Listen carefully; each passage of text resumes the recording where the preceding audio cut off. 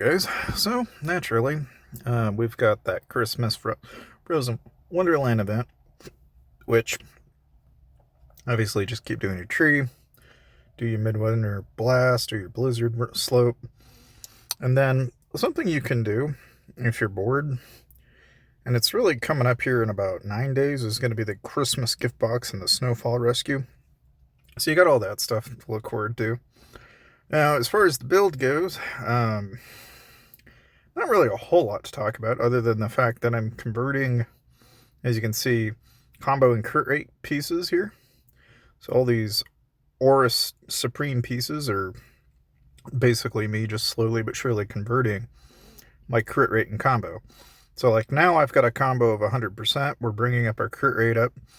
We're going to get closer and closer until eventually we're at 100%. And I'm currently running these. Now, that is to say that I'm getting a little bit of a chunk of it coming back into the crit rate. You may be wondering why this avian, and it's mainly because the benefit of using this one right now is just because of crowd combo, one-sided attack, and then shroom combo. And then I've also got some basic attack damage coming on top of that. And at some point, what I'm going to do is, so basically just by going over by generation, what I'm doing is I'm pairing up Coconut Ball with creatures that are going to have favorable, if anything, very favorable combos. So like here, we'll go ahead and merge those two together with the idea in mind that what we'll end up getting is a favorably better alternative. Now like here, we've got one-sided attack, quick but dull. Those are good, but we want to try and encourage getting rid of fragile. So we'll go ahead and take the combo skilled child and throw them in and see if we can get a coconut ball that'll give us favorable stats. And again, the idea behind getting coconut ball really here is I think if I had coconut ball, I'm going to proc off more speed, more damage. So I've been firing off a lot of these here lately just to increase attack speed.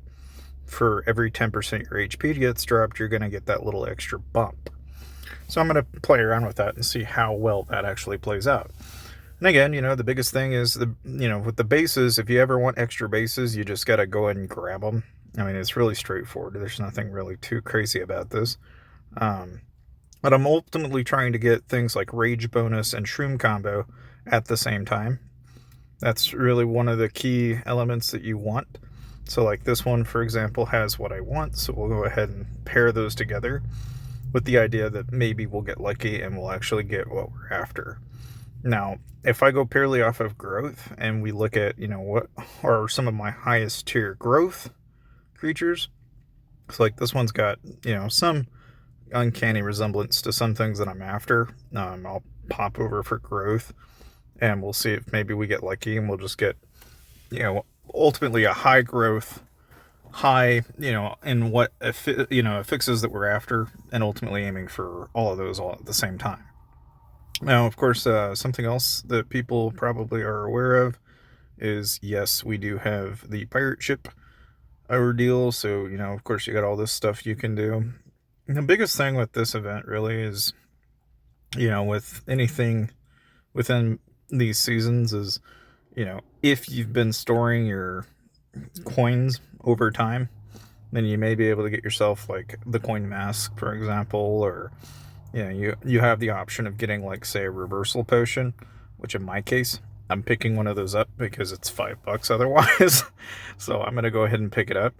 And this is also a really good opportunity to get things like ingredients for dinner, for example, which, if you're not paying attention to this, you should, because you really do want to get the extra passives that come off of these.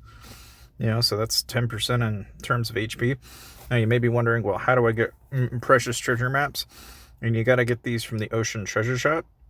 So, and if you're wondering, well, okay, now how the heck do I get to the treasure shop? Relatively speaking, you just go into port, and then you go to Treasure Land, and in here you've got your items of choice, right? You get all these different items in here, and you can do your treasure hunts within here. The main thing is that's going to give you your extra stats and what have you. But then the more important thing that people are going to want to probably take a bite at. Obviously, you want to upgrade your captain, do all that, right? Do your sea observatory and upgrade all of that. All of this is all standard, but once you've actually gotten to where you've gotten everything and you're now looking at actually getting maps, okay, there's obvious achievements you can go about getting these maps, and this is one of the places that you can fetch them at. I believe the other place is actually over in if you get enough PvP merit. I think if you end up ranking, there's some maps you can earn that way. Alternatively, I think, if I remember right, I believe it's not even in there, actually. It's like, I think it might be in the handbook, actually, that I'm thinking of. Well, anyway, the main thing is you can get a lot of stuff in different places. You can adjust the camera, you can go to your battle reports, and kind of get a feel for where you're at in relation to everybody else. But for the most part, getting the maps is kind of an end-all game type situation. Like, if you can get them, great. If not, no big deal. But ultimately, if anything, I would say the only other thing is cross-rank server. We can kind of show you what this is panning out to be. It's kind of an interesting ordeal here, because this guy's got, just when you think I'm gonna lose. It seems to be the global trend with this, is that it looks like I'm gonna lose, but a lot of the time it doesn't go their way because I've got death immunity. And then with that, in tandem with the fact that I've also got the Castle Calibrum, it's a little broken. That's the first person I've run into that I actually consistently was able to block any of the stuff that they threw at me, which is kind of interesting. Here, it's still, again, kind of the same thing. Could probably, under normal circumstances, would probably beat me, but just on the basis of having that's enough to throw it in my favor. So there, I'm already at rank 10, and with 5k, we'll go ahead and grab an awakening crystal, which I think is what most people should be doing if you aren't already doing this. And then you also want to go ahead and grab your challenge tickets as well, and just I like doing a random challenge because I think it's part of the fun. There's not really any, you just kind of let the RNG decide how it's going to play out. But as you can tell, at least with this particular build, it pretty much heavily relies on 2 artifacts, and that's really kind of what makes this so overpowered. Because without it really wouldn't do as well. But I will say that, for the amount of damage that this class can do, it does occasionally run into somebody like that where I just barely come across, and so I feel like, in a way, you kind of get an idea of, over time, which builds are better than others. Some of these Plume builds, they'd end up working out really well. So I've seen a handful of different ways people have played, and it's always interesting. But with this particular build, it kind of gets away with cheating. But in any case, so we'll go ahead and open up our shard here. So this is how I currently have it set up. I will point out that, at least for the lack of awakening crystals, I tend to kind of strive towards trying to upgrade these up in level as much as I can. So even though crit resistance and global defense, while they're handy, you could just as easily say get yourself a little bit of global attack. In this particular instance, I think what I'll do is I'll go ahead and bring up our crit resistance bonus up, just because crit resistance is not a bad thing to have fully upgraded in some capacity.